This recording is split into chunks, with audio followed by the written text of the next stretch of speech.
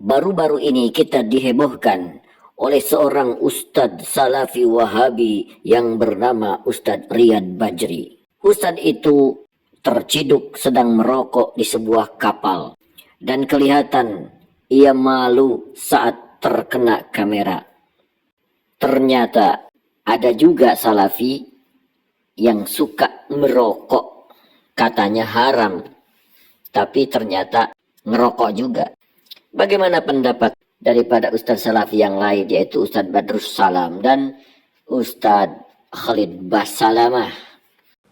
Bagaimana jika ada seorang dai masih merokok dan mendengarkan musik, tapi dia mengajarkan manhaj salaf, Ustadz? Boleh nggak mengambil ilmu darinya? Kalau dia memang ngajarin manhaj salaf, seharusnya dia tidak merokok dan tidak musik-musikan, Pak. Rokok jelas haramnya, Pak.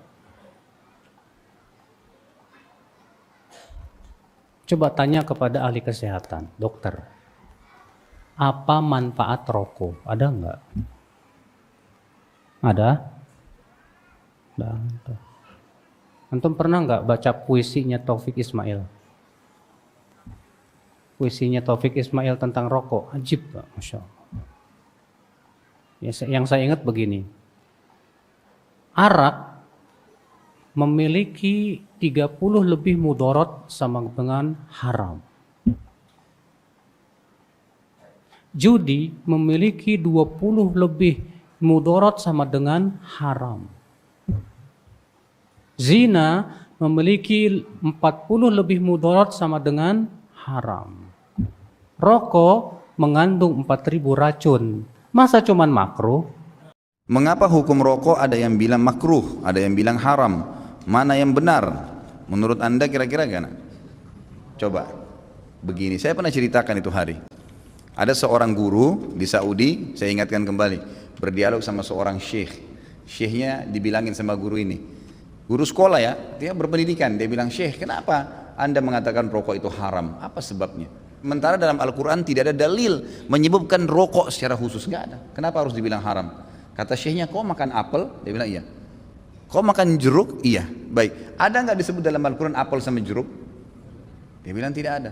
"Baik, itu tidak ada, tapi boleh dimakan." Kenapa? Karena masuk dalam umumnya firman Allah, Allah menghalalkan semua yang baik-baik dan Allah mengharamkan yang khaba'ith, yang buruk, gitu kan. Jadi ulama mengeluarkan kaidah semua yang baik maka halal, semua yang buruk maka haram. Semua subhanallah yang haram itu pasti berefek tidak baik, gitu kan. Lalu dia bilang, "Tapi setahu saya tidak buruk karena saya merasa nyaman-nyaman saja," gitu kan. "Saya merokok, saya percaya diri, saya nggak ada masalah. Ya orang mau mengatakan badan saya bau, baju saya bau, mulut saya bau, itu perkataan dia, tapi saya merasa nyaman-nyaman saja, nggak ada masalah," gitu kan. Berarti bisa saya katakan itu thayyibat, berarti baik ini buat saya. Dari mana tolok ukurnya ini baik atau buruk? Kata syekhnya, "Baik, kalau kamu mau lebih dalam lagi, sekarang saya tanya," kata syekh, "kalau kamu pulang ke rumah habis ngajar, kamu temukan istri kamu lagi pegang rokok, anak kamu lagi pegang rokok, kamu biarin atau kamu larang?" Kata gurunya ini, "Saya larang, syekh." "Kenapa kamu larang?"